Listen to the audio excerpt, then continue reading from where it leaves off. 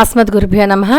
అమ్మవారి దివ్యపాద పద్మాలకు నమస్కారం చేసుకుంటూ లలితా సహస్రనామాల గురించి కొన్ని ముఖ్యమైన విషయాలు మాట్లాడుకుందాం. అంటే లలితా సహస్రనామాలు ఎలా చదవాలి, దానికి ఏ నియమాలైనా పాటించాలా, ప్రతిరోజు చదివితే నియమాలేంటి, అప్పుడప్పుడు చదువుకుంటే వచ్చే నియమాలేంటి అనే విషయాలు మనం చెప్పుకుందాం.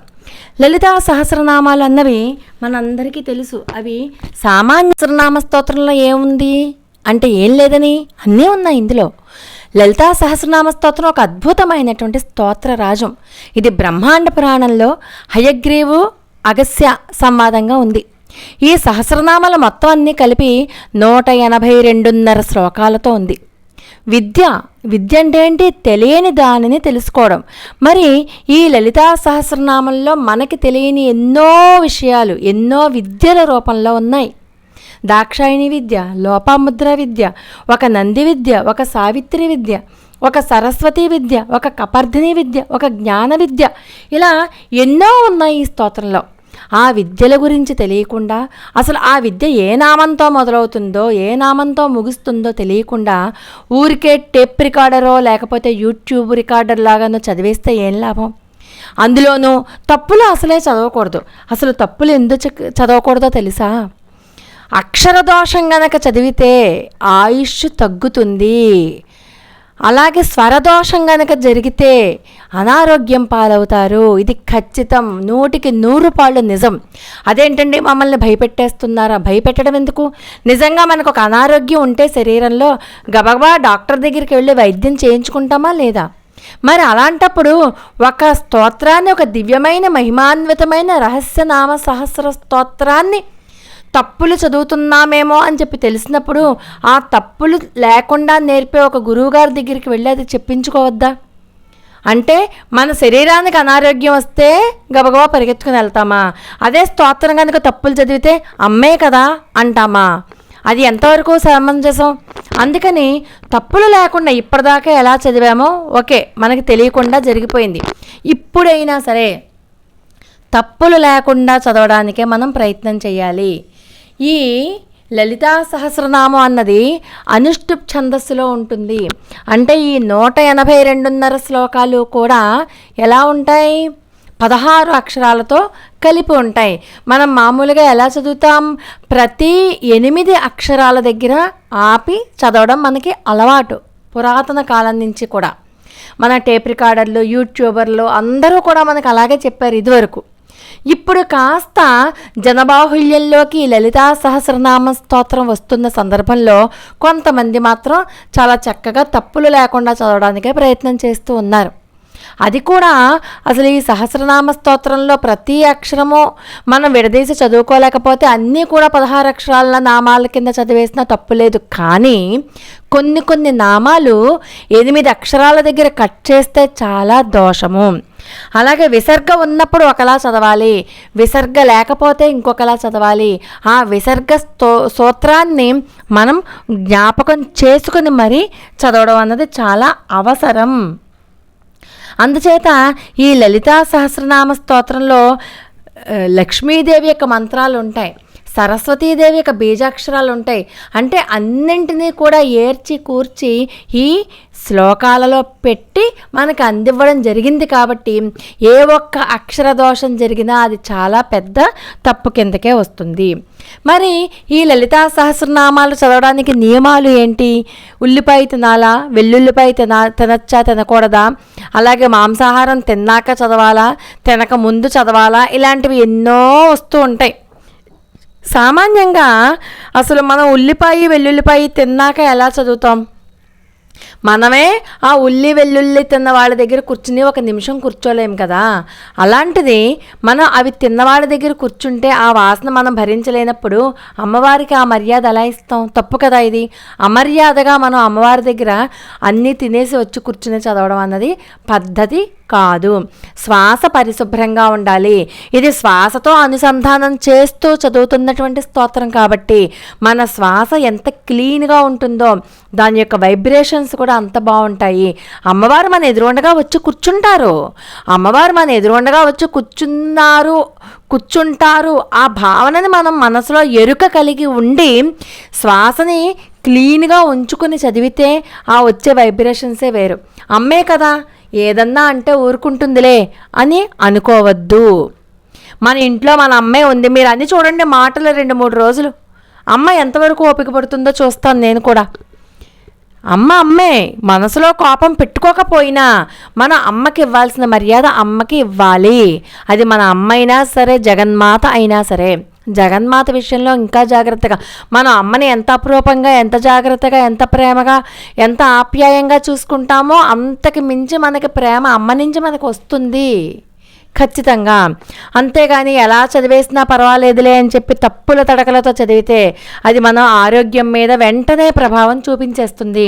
అందులో ఎటువంటి అనుమానము లేదు. ఇక్కడ నాకు కామెంట్లు కూడా పెట్టారు కింద, ఇవన్నీ చదువుతుంటే నాకు కష్టాలు ఎక్కువైపోయాయండి అసలు అని. ఎందుకు కష్టాలు ఎక్కువ అవడం ఏంటి? ఎందుకు ఎక్కువ అవుతాయి కష్టాలు? తప్పులు చదువుతున్నావు కాబట్టి. నేర్చుకుని చదివితే ఆ కష్టాల నుంచి బయటపడిపోవచ్చు కదా.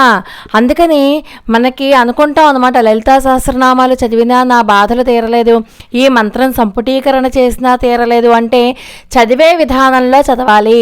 ఆ విధి విధానాలు తెలుసుకుని ఖచ్చితంగా చదవాలి. నువ్వు నైవేద్యం పెట్టకపోయినా పర్వాలేదు, కానీ దీపారాధన ఎదురుండగా వెలిగించుకుని కూర్చుని శుచిగా శుభ్రంగా శ్వాస క్లీన్గా ఉండేలా చదువుకుంటే ఎటువంటి దోషాలు, ఎటువంటి అనారోగ్యాలు రాకపోగా, అంతకు మించి మనకి దరిద్ర బాధలు, అనారోగ్య బాధలు, ఈతి బాధలు అన్నీ తీసేస్తుంది అమ్మవారు. కాబట్టి దీంట్లో ఎన్నో రకాలైనటువంటి మంత్రపూరితమైనటువంటి శ్లోకాలు ఉన్నాయి.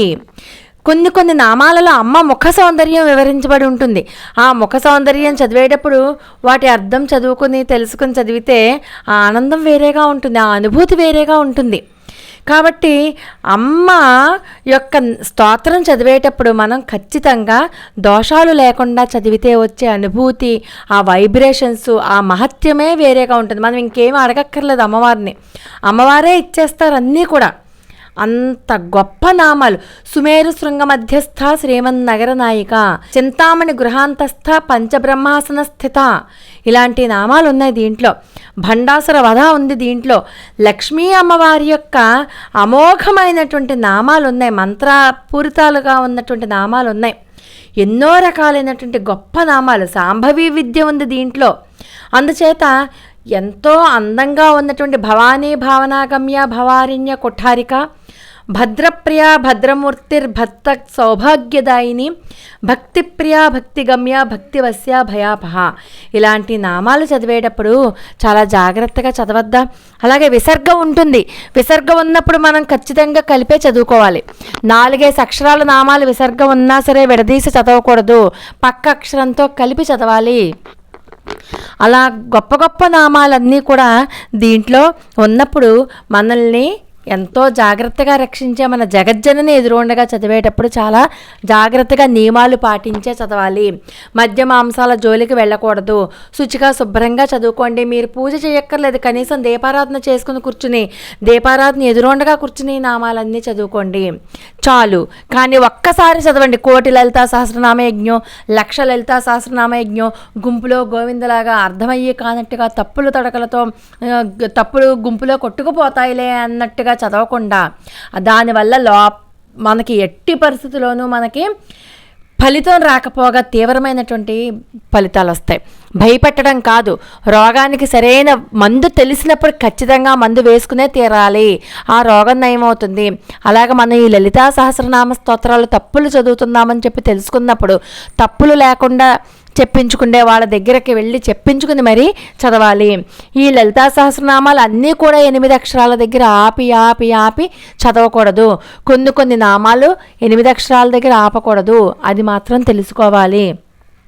అలాగే తర్వాత వీడియోలో మనం ఏ నామాలు ఎక్కడెక్కడ ఆపాలి, ఎన్ని అక్షరాల నామాలు ఉంటాయి, ఎక్కడి నుంచి ఎక్కడి దాకా మనం చదివితే మనకి లాభం వస్తుంది అన్నది తర్వాత వీడియోలో మనం తెలుసుకుందాం. ముఖ్యంగా దీంట్లో వనదుర్గామాలా మంత్రం అని చెప్పి 13 నామాలు ఉన్నాయి. ఆ దుర్గా సప్తశతి నామాలు ఉన్నాయి, మహామంత్ర నామాలు 14 నామాలు. వాటన్నింటి గురించి కూడా మనం ఖచ్చితంగా తెలుసుకుందాం. అమ్మని ఉపాసించిన వాళ్ళల్లో చంద్రుడు, సూర్యుడు, లోపాముద్ర కూడా ఉన్నారు. వీళ్ళందరి గురించి కూడా దీంట్లో మనకి తెలుస్తుంది. అవన్నీ కూడా మనం తెలుసుకుని తీరాలి, అండంలో ఎటువంటి సందేహము లేదు. కాబట్టి అమ్మని ఉపాసించిన వాళ్ళు సూర్యుడు కూడా ఉన్నాడు కాబట్టి ఆ భాను విద్యగా దీంట్లో 14 నామాలలో ఉన్నారు.